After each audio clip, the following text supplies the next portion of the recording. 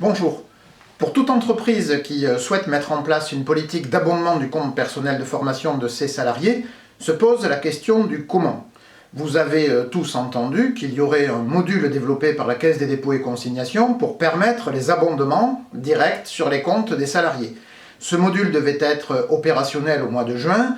On nous annonce maintenant que ce sera plutôt fin d'année, voire même éventuellement début de l'année 2021. Ce n'est plus une priorité. Est-ce que ça veut dire donc que l'abondement est impossible? Eh bien évidemment non, puisque beaucoup d'entreprises abondent d'ores et déjà les comptes personnels de formation des salariés. Simplement, ça ne se fait pas avec un versement sur les comptes individuels. Alors comment procéder? Eh bien tout simplement en achetant des formations auprès de vos fournisseurs ou en vous engageant à verser un montant de X auprès de vos fournisseurs si les salariés s'inscrivent sur leur formation.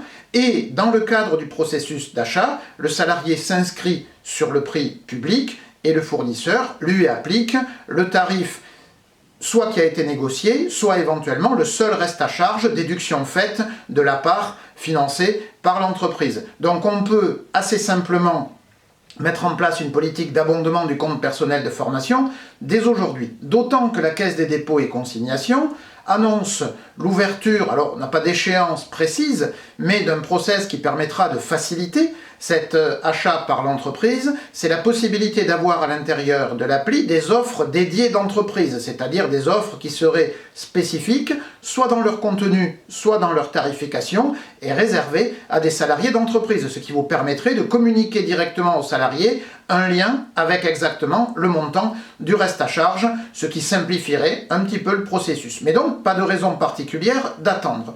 Et d'ailleurs, lorsque nous aurons le module qui permettra de faire des versements sur le compte personnel de formation des salariés, cela n'enlèvera pas pour autant la possibilité pour les entreprises de ne pas utiliser ce module et de continuer à travailler en direct avec leurs fournisseurs. Ce sera donc un choix.